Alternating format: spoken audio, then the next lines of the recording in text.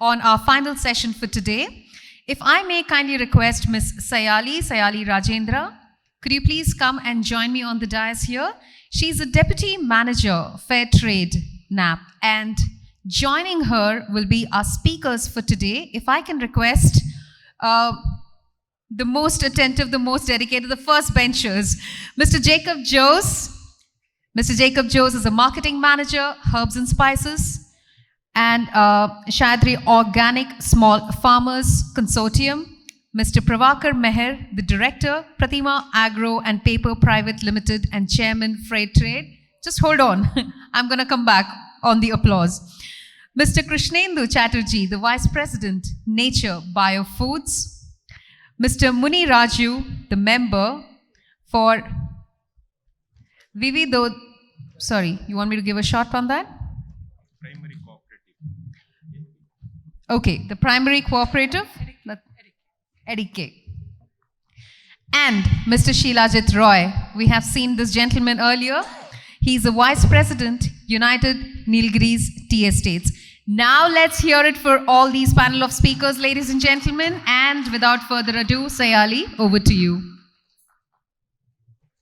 Thank you for the energy set by Pooja. I welcome all after the tea session, and I welcome all the delegates, stalwarts and practitioners of Fairtrade into the fields and overall supply chain. So I hope you all are with me. The sound doesn't convey that. I hope you all are with me. I know it takes a lot to sit for the last session of the day, but I can commit that this session will add more value to whatever learnings we had throughout the day. So let us give a big round of applause for the audience and let's make it very nice. Thank you for your patientful hearing and being here to get acclimatized with all the Fairtrade activities done by various stakeholders here. So I welcome all to this session. So not giving much time to other things, we'll directly land into the presentations. I request presenter to please present Mr. Jacob's presentation. Good evening, everyone. It is an honor for me to stand here to share the story of Sahyadri Organic Small Farmers Consortium, located in the Western Ghat region of Kerala state. We are working with around 500 small and marginal farmers who are cultivating spices like pepper, ginger, turmeric, clove, and coffee also. Our mission is to transform agriculture into a pathway of sustainable development and dignified livelihood. Today, farmers everywhere face the harsh realities of climate crisis. At SOSFC, we believe that the solution is not just into short-term fixes, but into regenerative, climate-smart agriculture practices, which is focusing on restoring ecosystem, strengthening communities, and creating shared prosperity. So we consider soil as a living system.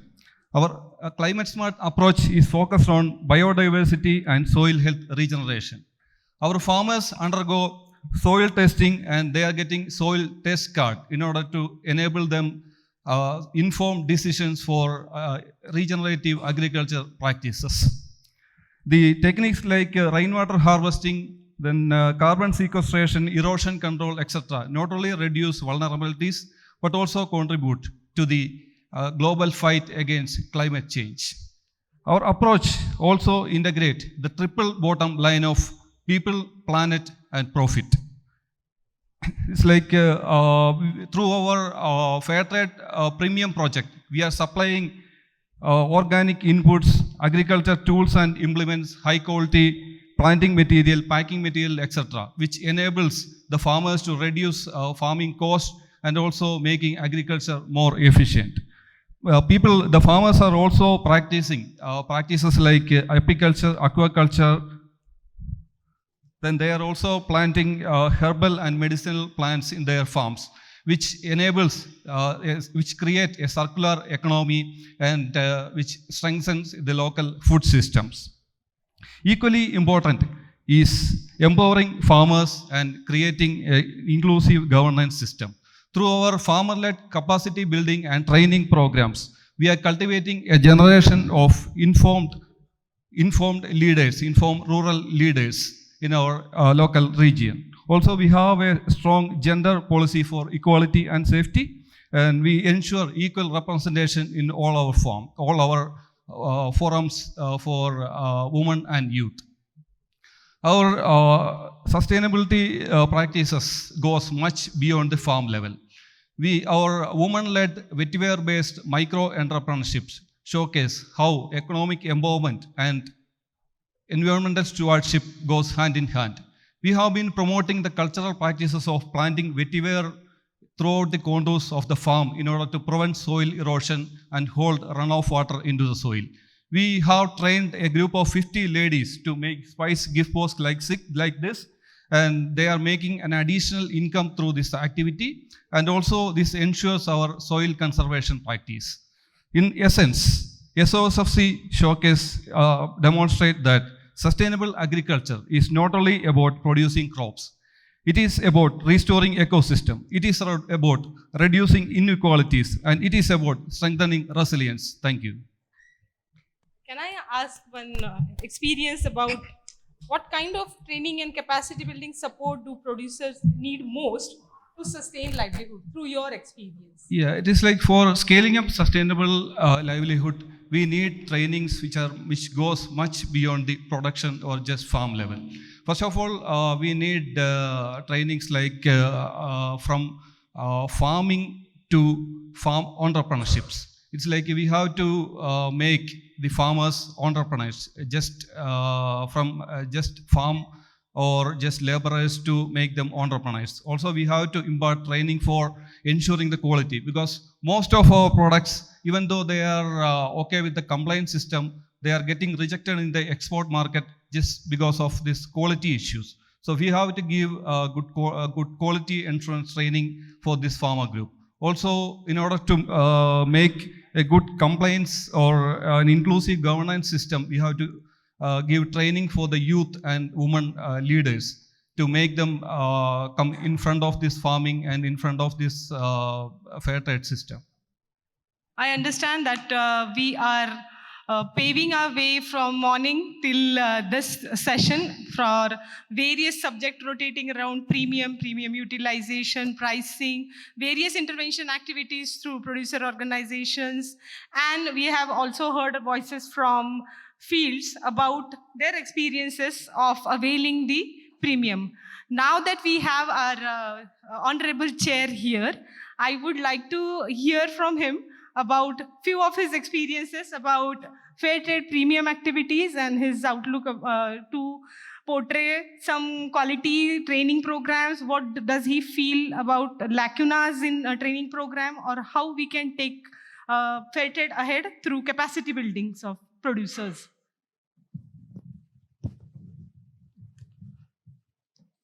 Truly speaking, I have been so much involved in NAPP that I really forgot what is happening back in our project.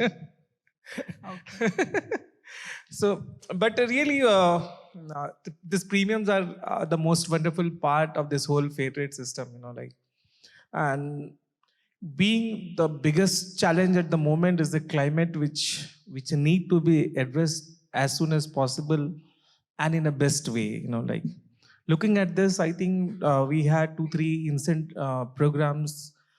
We had installed some weather stations. We had gone for some biogas plants. So this, though the investments are very small here, we need to look for more, government kind of intervention. But this is what the need of the hour is, building a community hall and this all, that's a very old thing, and that's not the need of the moment. The farmers are really in trouble because of climate, because I was been talking to my colleagues, in certain part of countries, the rains have created a havoc, but in my state back, we don't have rains. So this has been a very challenging issue, and I think as a community, this is the hot topic we should take everywhere in our projects. And beyond this also, we should look for the partnership, because fair trade premium is not sufficient enough that we can deal with this, and we need a lot of actors to be in part of this. Sorry. Yeah, please. My next question is, what partnerships with businesses, government or NGOs are crucial to scale sustainable livelihoods? Okay. So partnerships, when you talk of partnerships, we should be looking at 3-4 sectors. Mainly is the business houses, MSMEs, because they are the real drivers behind the producers. They are the one who are really investing it. They are the one who are doing the marketing. So it's the major contributions is the business house. So we need them as a partner, as we are the 2 big brands were sitting here who brought the system in India, like from 0 to up to this level. So these are one of the actors. And second is government, because as we have been discussing, like Fairtrade premium is not sufficient. So we need government intervention. We need certain policies which can really boost up this. Example, like some funds in what we are talking, like like renewable energy, this biogas sectors. And when we talk of government, we need infrastructure developed, because this is the government only who can develop infrastructure. Such kind of funds we can't expect from some NGOs or the business houses. The third is the crucial partner of this whole supply chain are the NGOs, because they are the agencies who can really penetrate to the system and deliver some quality training. They can help in setting up, like some innovative projects. So these are the 3 crucial partners which we need in the system to boost this. Thank you. Thank you, sir, for your experience sharing and guidance. So now that I request Mr. Muniraju to please share his experiences, I request presenter to please present slides for Mr. Muniraju.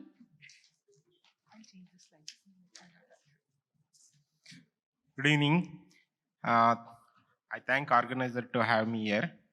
The topic for given to us is making sustainable livelihood reality for producers. We need to have a mechanism which create the sustainable livelihood for the producers.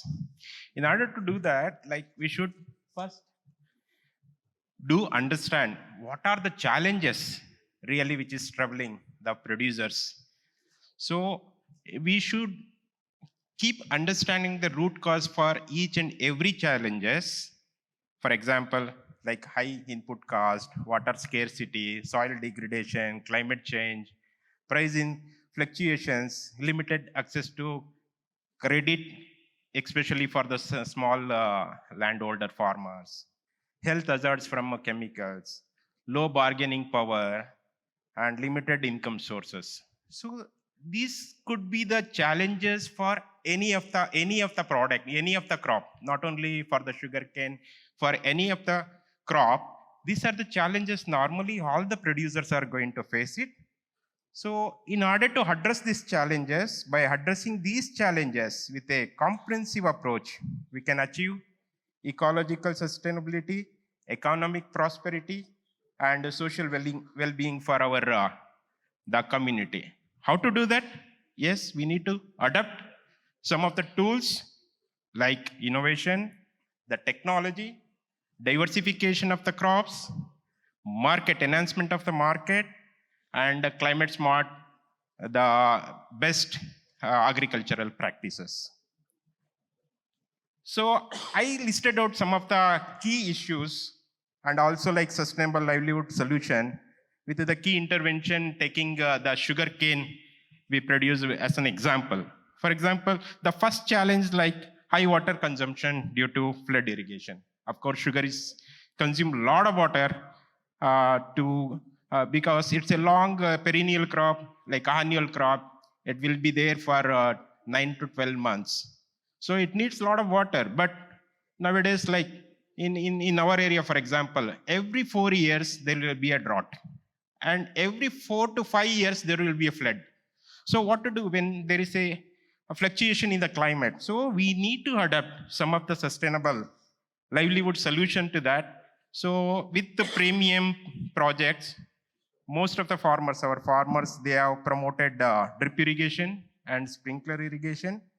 And also we have adopted AWD, that is alternative wetting and drying method, where there will be the percolated pipe as given to the farmer. They can put it 15 centimeter below the ground, 15 centimeter above the ground. They can irrigate 15 centimeter above the ground. And when it is not there, like water consumed by the plant, they can see inside the pipe, is there any 15 centimeter water beneath the land? So that once it is not there, then they can go for irrigation again. That way we can reduce the water and like we can face the challenges like water scarcity. And of course, soil fertility is coming down because of a lot of chemical dump over a period of time. How to make it more livelihood to this? So on-farm composting, creating vermicomposting. Of course, NAPP has given a lot of training, and we also conducted a lot of premium projects. So most of the farmers are self-sustained to develop their own vermicompost, on-farm compost to address this issue. And like a crop mulching, like sugarcane, maybe you may be knowing, like in Haryana, Punjab and all, the trash is going to burn it. You know the problem behind that. Same thing with our, earlier it was with our producers group also. Like now we have a mulching mission, like intervention of some kind of mechanism. We are take out the trash, cut down into the smaller pieces and making a fertilizers, mulching, and it will help for the development of the soil, so we can address the degradation of the soil. Similarly for the climate also, like as I told you, the drought and the flood situation, we have initiated, we have approached with the University Research Institute to come out with the drought resistant varieties. That is the kind of sustainable livelihood we need to think of. And biodiversity, like sugarcane is a monocrop. So in order to increase the biodiversity through premium projects, we have given a lot of local varieties of tree species, and also some coconut or mango, or to create additional income as for the part of livelihood, we have given as a part of our premium projects. So likewise, there could be many more challenges. In order to make it more sustainable and more livelihood, we need to understand the root cause of the problem and come out with the solution to it by adopting technology and any other tools. These are some of the premium projects. I may not go into detail with every project, but through this project, we can achieve economic sustainability, social sustainability, environmental and climate sustainability. So in order to make it sustainable livelihood, one has to have the resilient farmers, healthier environment, empower farmers, that means sustainable future, and stronger communities. Thank you.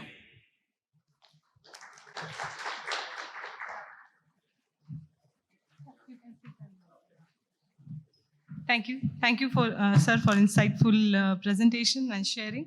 I would like to understand how had Fairtrade NAPP strengthened producers' resilience against climate change, market volatility, and social challenges. What are your experiences?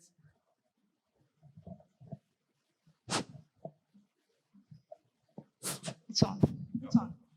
So, like last 2 years, the Indian government banned the export of sugar.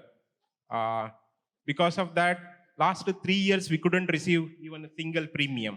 But the sustainable should be approached, because we are doing a sustainable project. It has to run. So we have adopted like creating a value addition to the sugarcane. Like we started marketing the jaggery. Likewise, the byproduct, we are already created a market. So that makes, like in gap of any premium, that will give at least some cushion to breathe till the the solution going to fix it. So that's the way, like we are achieved the economical solution to it. Okay. Yeah. That will help. Yes. So then how do producer organizations ensure fair incomes and dignified livelihoods? What do you think? Fair income, we cannot say that fair income, but because in market, definitely there will be a fluctuation. Market demands, it's totally depend on the total supply chain. But through sustainable practices or adaptation of the technology and all those things, we may reduce the cost of cultivation and increase the productivity. For example, in sugarcane, even if it is 5 tons of sugarcane increased yield, can bring a little more money to the farmer. The juice content, if it is more than 11% or 12%, even factories offering more money to those farmers. That way we can balance it out. We can balance it out whenever we have a problem. Great. Thank you. Thank you, sir. I hope you all have also questions and we can take those questions post the presentations. So, yes, I request Krishnendu sir to please share his experiences. Anywhere, you can sit. You can come here.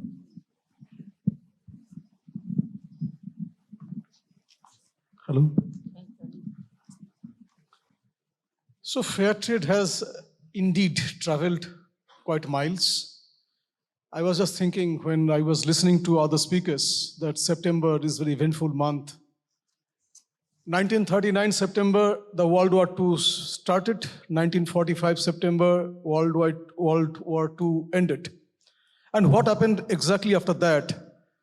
There have been conscious actions throughout the developed countries to rehabilitate poor Afro-Asians in different mode. And that time the ethos was no aid but trade. From that no aid but trade in 1960s, when Max Havelaar formed in 1989, it was basically to stabilize the reducing coffee prices. 1997, flow started. And that is the time we talked about not only stabilization of prices, but about how you care of the society as a whole and care nature and other aspects of life. Today we are talking about pollutions being environment friendly. We are talking about true cost accounting. We are talking about being healthy, potent foods. We are talking about being responsible towards the Mother Earth and society. So this is the migration, quite a lot travel. And I really want to congratulate each of you who have been the fabulous journey of Fairtrade by all these years. I represent a company called Nature Biofoods, is by far the largest organic producer in India, producer exporter of field crops. We grow virtually any crop, basically, starting from the staples to the superfoods, to the oil seeds, to the pulses, to even to coffee also. So that has been a journey. Like there has been many stories can be told, but the paucity of time doesn't allow me so. I would really shyly to basically will take some questions from you and the audience, and I will try to best to give you my replies on that. Great. So, sir, how does Fairtrade certification translates into better livelihood opportunities for producers? So, as I told Sally, it was trade. We added a very important component being fair. Now, fair is not only towards the customers, fair to the product itself, fair to the society itself, fair to all those individuals and organizations who have been involved in this supply value chain.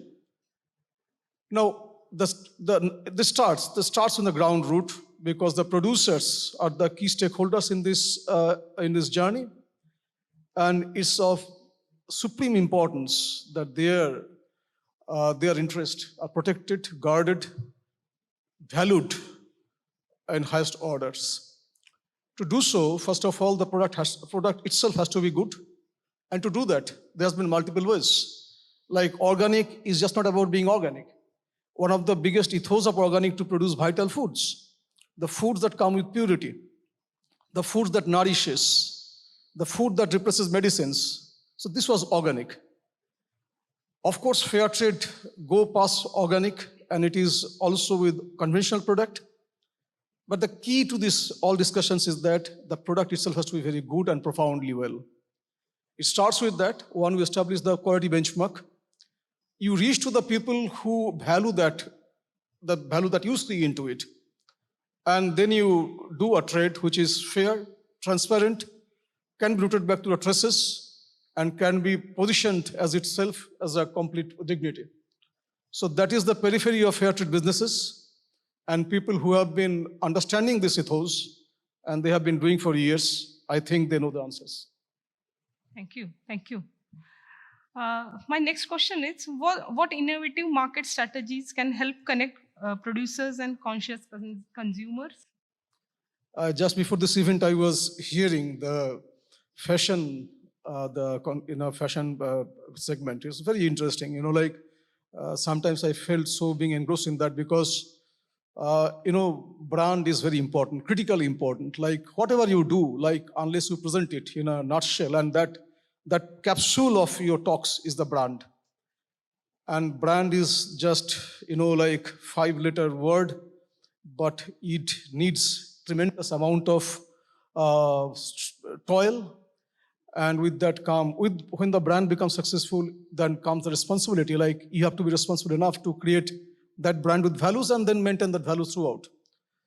And so that to make fair trade products connected with the market, one is bulk production that happens, then that eventually the price margins, of course, understandably are lesser.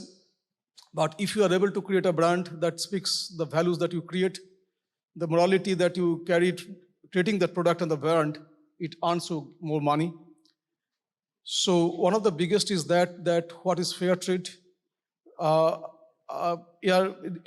in many areas, like India is one of the biggest fair trade producers, but yet fair trade market is yet to develop in India itself. We are mostly Indian products of fair trade goes out overseas marketing, where people, they value it and they get a premium. That is the order so far. But as I can see it, fair trade cannot be, should not be put as only a niche product to be consumed by overseas buyers. There's an ample 140 billion people country. And if we can't find 10 billion people eating fair trade materials, it's a disaster for us. So we have to find our markets by any means. If people can adopt to AI, people at my age can adopt to AI. We talk about advancement in sciences. I refuse to believe that young generations and the growing people, they won't understand fair trade. It's about how you tell them, how value can be added to that, why people should choose fair trade. And, if they feel that is, affordable to it, can be part of the daily basis, daily life, daily routine, they'll do it. So I think connection to the consumers, your target customers is very important, and how to speak about it. So overseas bulk business cannot be answered to fair trade premiums and getting it. Your answer has raised one more question. I hope you take this. How can Fairtrade NAPP and amplify producer voices and impact stories globally? So I have a very categorical recommendation of a couple of it, since Fairtrade, again, NAPP has also put a lot from the days of his inception. I remember 10, 12 years back when Abhishek Jani visited my field office in tea businesses. We talked about growing a fair trade market in India. It was the inception time of fair trade India. They have been working tremendously well. But again, there are lot thing can be done. I think, two-way approach, once fair trade has to also add layers to its values. It may position itself, because fair trade means you have grown that stuff with fairness. You are putting forward this product with fairness, and we expect fair people who value that will be consuming that. You have to meet these dots. So maybe with every fair trade project, every fair trade packets of product, you can tell an untold story. We can tell that with consumption of this packet of tea or this packet of rice, you are actually helping us to sequester this much of carbon in soil. Or say you are helping us to conserve this much of water. So these tangible numbers, it's not about philosophy. Philosophy has good things to do. I can give 2 hours lecture here, people feel good, they go back home, do nothing. But to hit people's mind with consumer approach is to talk tangible. And I think, Indian marketing, packaging, they lack tremendously on being tangible. That means every good thing that you do, more than you talk about it, you measure it and speak on those numbers. Just imagine a man of 30 years, 25 years old, he goes to a supermarket, buys a pack of tea of Nilgiris, which says that by buying this product, you are actually helping us to sequester this many cubic meter of soil. You have been able to reclaim this much of soil from deforestation. So these are the things to be included. Fairtrade has to be more inclusive to ideas. There would be standards for certification. There will be minimum asks to be maintained. But I think the time has come that we take Fairtrade a notch ahead, up, speak about the implication that it has, speak about the uniqueness that it poses. And every time you talk about a philosophy, back it up with some numbers. Thank you. Thank you, sir, for this complete holistic answer, starting from producer voices to markets. Thank you. Now then I request Mr. Shilajit Roy for his presentation or sharing of his experiences. Would you like to ask questions? It's on. It's on. Can you hear me? Good evening, ladies and gentlemen. I have the onerous task of being the last speaker for the day. And thank you for being here. That shows your commitment to the fair trade. And that is the commitment we have had in our company, which is United Nilgiris, in fair trade. When we started this journey in 1994 with Max Havila Foundation and then moved on to fair trade. And since we were in a location which is eco-sensitive in the Western Ghats of Nilgiris, and which is basically most eco-sensitive zone in India with a spread of wildlife, flora and fauna, we went organic in 1988 and we continue to do organic. And so organic, fair trade and exports. This has been our journey. In this journey, fair trade has been a main part, has given us something which is very tangible to our people, to the environment and to the society, and that is the premium. That premium, how you use it, how you talk about it, and what are the stories you carry back to the consumer is what Fairtrade sustains itself.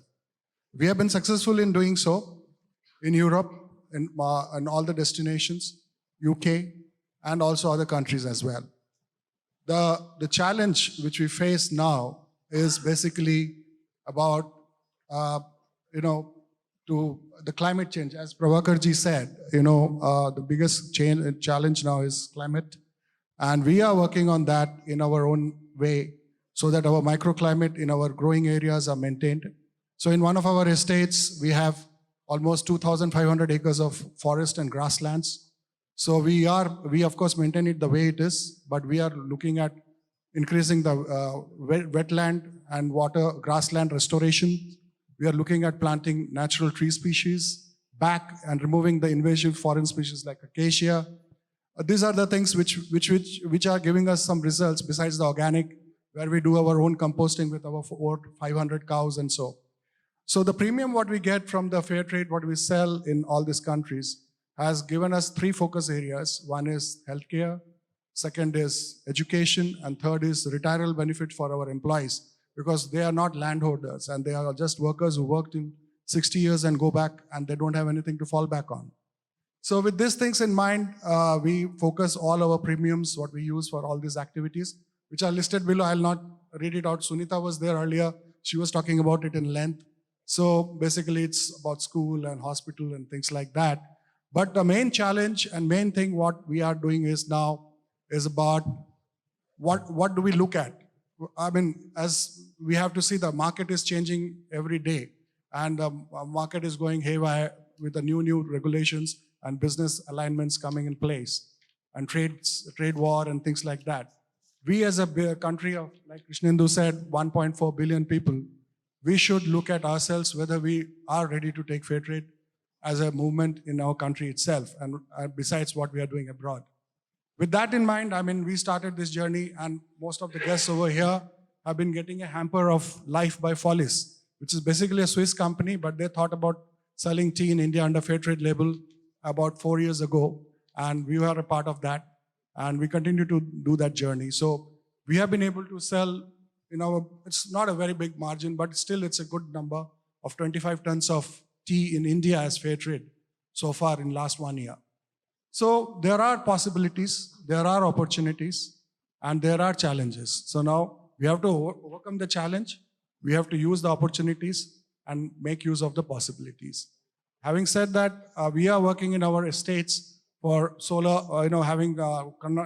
reducing the conventional powers and having solar panels and solar on the roof of the factories.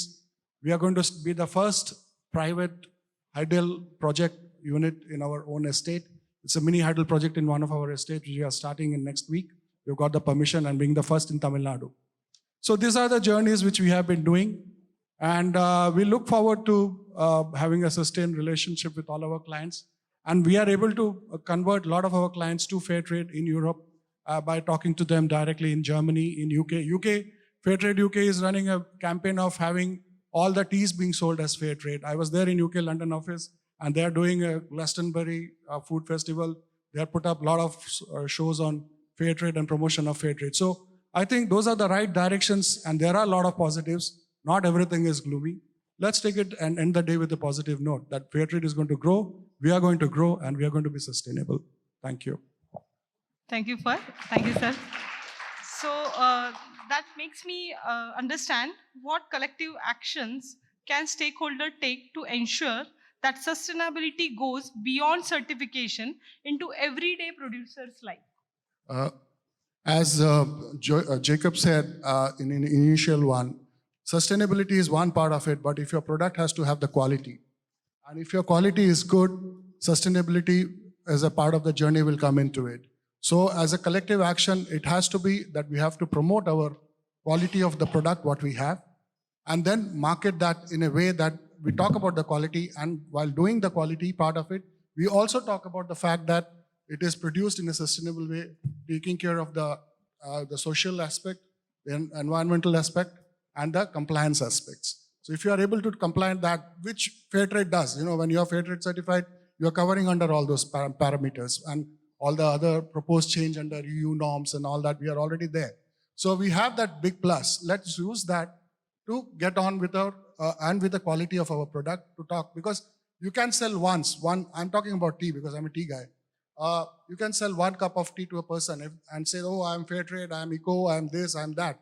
But if the tea is not good, he's not going to come and have it the second time, because quality has to be there. So let us first focus on the quality of whatever product we are doing it, then sustainability of that, and of course Fairtrade being a via media to do that. Wow, interesting, sir, to know about the view of tea producer as well as trader and the cohesive action you're taking for sustainability. I would again like to explore one more futuristic view of the impact in future of sustainable livelihood of producers with present global changes in business models and rearrangements and trade protectionism. Yeah, so I just mentioned when I was talking about it is that global changes are happening and we have to be ready for it, and we have to use our strengths to make best use of the strengths what we have and the resources what we have. Our resources, our manpower, our landholding, our way we cultivate our things, and we are still, we have a long way to go. And we have a market which is in our own country. Besides that, our other nations, we have to look into other countries where we can sell our product with the labels what we have, be it fair trade, be it organic, or whatever it is. So it's a challenge, but we have to work on it. And I would look at it as an opportunity to look beyond your regular thing and see that we can do something more than what we are doing at the moment. Thank you, sir. Thank you. I open the floor for audience questions, if any. So there is one common question. I hope I represent your minds here. But yes, how can technology and digital platform enhance producer visibility and income opportunities? Any one of you can volunteer for this? Yeah. how can technology and digital platforms enhance producer visibility and income opportunities? Technology can really bring in a lot of benefits to the producers, like, because when you talk of a producer in the whole supply chain, they are invisible suppliers. So by using technology, we can make these invisible suppliers to a prominent actor in the whole supply chain. We can include, like the blockchain system, the QR code system. We can bring in, the satellite management system where we can identify, we can predict the weather pattern, so that, as mostly the most of the farming is done, are non-irrigated areas. So they need perfect data so that they are not prone to, damages due to this climate change. So this kind of technology can really help these producers to increase their income and also bring in more visibility within the system. Just to add with one example, now technology like the drone. In order to, for 1 acre, if you deploy a labor, say for example 2 labor, they will take full day to the spray of any liquid fertilizer or something like that. But if it is a drone, in 1 hour we can do that. So we can reduce the time as well as the cost. So that way, the technology intervention is so important in order to make it the sustainable livelihood.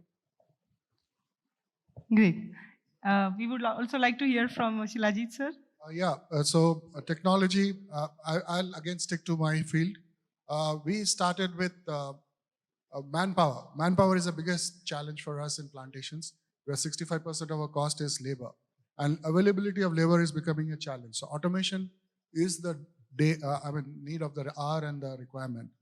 We have been working on trials of having AI for our quality of leaf being taken into the factory. We are using our AI technology with camera sensors for the leaf quality analysis. We are looking at having conveyorization of our manufacturing system in all our factories. We are looking at how you do something called as a pruning. So with a machine-operated pruners or battery-operated pruners, battery harvesters, things like that. Besides the drone, what Muniraju ji said, these are the ways we can do. And of course, marketing is something where these days it is all about digital marketing, being seen in social media and talking about. I talk about tea, so I talk about tea in social media and doing campaigns on that. Those are the ways. So you start from the grassroots right up to the edge. That's how, right up to the end to the consumer, how you bring in your technology. And of course, packaging is a big thing. If you pack your product well, how you present your product, it's also very important. Yes, yes. Thank you for this view. Jacob sir, if you want to add on technology point of view towards sustainability. Yeah, actually trust, traceability and transparency. These are the 3 pillar stones of the sustainable supply chains. So if used inclusively and transparently, definitely technology can accelerate these 3 things. Great. Like technology is everyday thing, like it's nothing new. So, like advancement technology is good. When you write with the pencil, it's a technology. When you write with the pen, it's technology. If you write digital, it's also technology. Question is that which media suits you to convey your message and what you could do to make your product more trustworthy, acceptable to the global audience that they can eye closed buy it. So one is, the traceability, as most of the people will agree, that is very important, and it is up to the point that how deep you can go. Like I can imagine, like say for tea plantations, it can actually go to the face of a plucker who actually plucked that. But say I deal mostly with different type of rices. I really cannot put a person's face in a bag of rice. So that's the difference. The story has to be different with the commodities. And like say the days will be advanced, days will be moderning each day. automation, robotics, digital platforms, they all are means to reach people and make your life easier. Having said that, agriculture especially is a trade which has to be very judicially blend human interferences and the technology. If you depend too much on technology, completely overrunning the human intelligences, there would be moments of lament. And if you do too much of human-centric, it might jack up your cost by leaps and bounds. A fine balance is required to maintain. So that is the key, basically. Thank you. I would also like to add to the discussion, since I am Fairtrade NAPP functionary, we have a multiple technological approach towards field, including weather stations and some ERP solutions. All the producers have already adopted for a few of the digitalization in their own supply chains. I really appreciate that, and in near future we would like to amplify that depending upon their experiences. Now that it's a time for technology, I would also like to share insights on biochar. It's a most talkative subject these days. I hope most of you all have acclimatized yourself about how the technology works. And now that technology has taken us to carbon and carbon markets. So I hope in near future we'll be discussing on the same after our successful experiences in the field. So coming back to the last question, a common question. What does sustainable livelihood truly means to producers themselves? Now that we can enroll ourselves into the role of producers, now you people are wearing multiple hats. I understand that, considering your different way of working, operations, supply chains. How do you visualize if you being a producer and livelihood, sustainable livelihood as a definition, how he or she as a producer would define it? Hello. Yeah, in one of our morning discussions, we had a discussion about the cost of sustainability. So I would say the term itself is technically not correct, because something which add cost or something which make the life complicated is not sustainable. So it should be make the life of the farmers and life of the traders, the life of the exporters and life of the consumers easier rather than complicating. So the true sustainability is not actually a destination, it's a journey. We must walk together. And this is my view about sustainability. For us, we are an organization working with around more than 20 certifications. And the difference with Fairtrade and other certification is that the Fairtrade is, we are not feeling Fairtrade system is not a compliance system or a certification system. We are feeling like the Fairtrade is a supporting system. All the others are talking about MRL levels and audits, but Fairtrade is talking about what the producer is actually required. So just as the term coined out by the famous environmentalist Vandana Shiva, the earth democracy. So just like that, we should bring the sustainability at its grassroots level, and Fairtrade system has that power to bring sustainability at its grassroots level. Thank you for this. Yes, please. So this is a very long debatable topic, like sustainable livelihood. But what I feel is it's more about your own thinking, like where do you find peace and where do you find a stable livelihood? I don't know if you have time, I would like to share a small story. Please. So once in an island, there was a businessman who went for a tour on that island, and near the beach he saw an old man sitting very idle, carrying a fishing rod, and even that fishing rod was not pointed to the water, somewhere near the sand. And this businessman went to him and said, "Hey man, what are you doing here?" I said, "I'm enjoying my life." But the businessman said, "What? I can make out you have only cast 2 fish in your basket. Why don't you work more? You can get more fish." He said that, Oh, really? And what do you think that after catching more fishes, what would benefit it to me? Then he said, you can get a bigger fish net, you can catch more fish. Then the old man again said, and after that, what do you think? The young man got a bit angry, like he said, what fool are you? With the bigger fish net, you can do some more fishing and you can get a boat. Then again, this old man said, and do you think I can do more of this? Do you feel?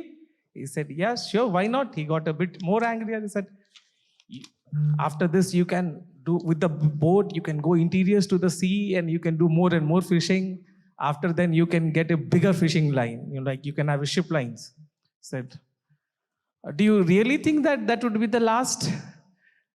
And again, the old man said, the businessman said that, no, that won't be last, after this, you'll be a very big man. You will have a lot of office across the world in the big cities.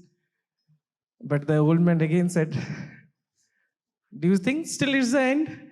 At last, he got very irritated and you'll have everything in the world. And finally, you'll come to an island like this. You will have a luxury house. You have a yacht and you'll be sitting around the beach and just laying down in the beach and facing the sun and you'll enjoying the life. The old man said, this is what I'm doing right now.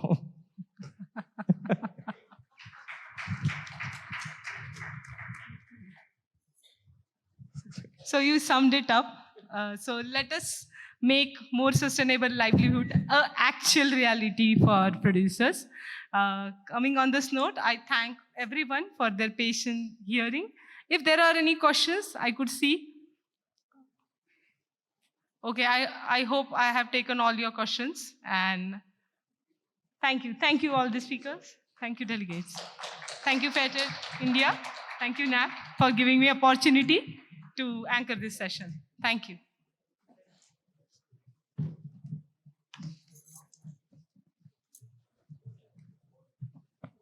Thank you, Sayali, and what a delightful closure that was. All right. Thank you so much, Blaze. I was about to invite you. I see you walking upwards already.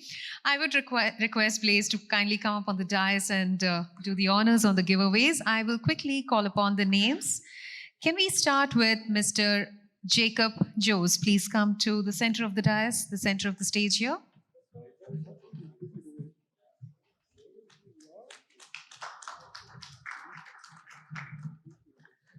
Mr. Pravakar Meher.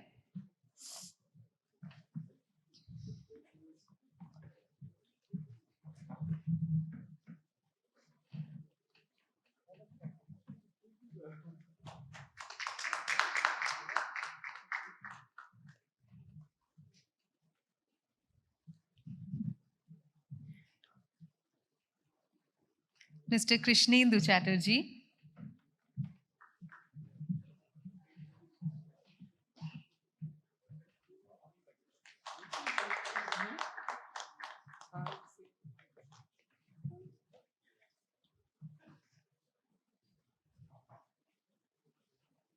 Mr. Muniraju.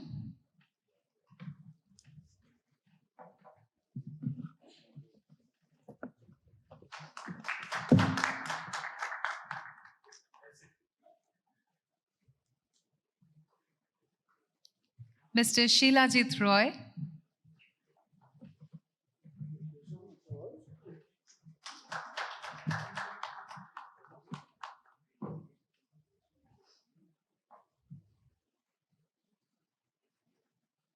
And another fantastic anchor, Ms. Savali Rajendra. All the personal photographers, please be ready. We will have another group session.